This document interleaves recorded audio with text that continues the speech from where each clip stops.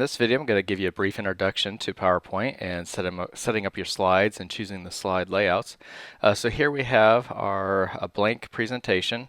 Over on the left, you can see a preview of all of our slides, which right now there's only one. And then here in the right, the main section is the slide itself, and this is where I can edit. So I put in my main title here, and then maybe some kind of a subtitle by Mr. Wiles, whatever is my subtitle. So this would be my title slide. And then I need to create a new slide to start my presentation. I come up here to New Slide, and I can click the drop down, and there are a bunch of different slides to choose from, slide layouts. Now if I just hit New Slide, it's going to choose the default layout, which is title and content. So my title would go here, my content goes down here.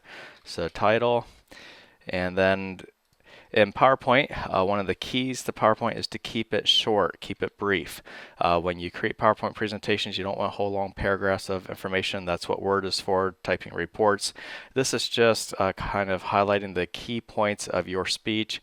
It's a presentation tool. It's to go along with when you're giving presentations in a business meeting or in class or whatever, to kind of highlight your key points. So this would be like point 1. Point 2, maybe point 2 has some subpoints, so I'd want to indent. Well, it's the same as you would do in Word when you're doing outlines. I can use tab to move in, so this would be maybe like sub point 1 underneath point 2, sub point 2, etc. Now if I want to go back to the main point, so now I'm back to the main points, point 3, I would do shift tab, and shift tab would move back. Now the other way I can do the same thing is up here in my paragraph group.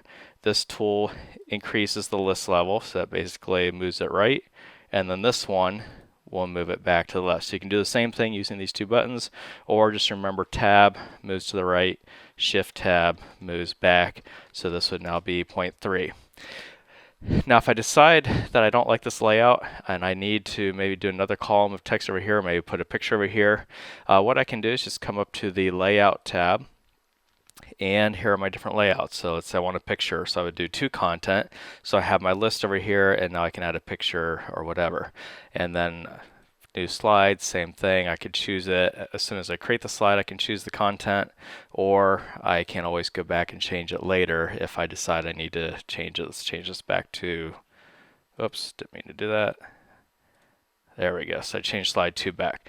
So that's how you set up your slides and the layout and enter the content.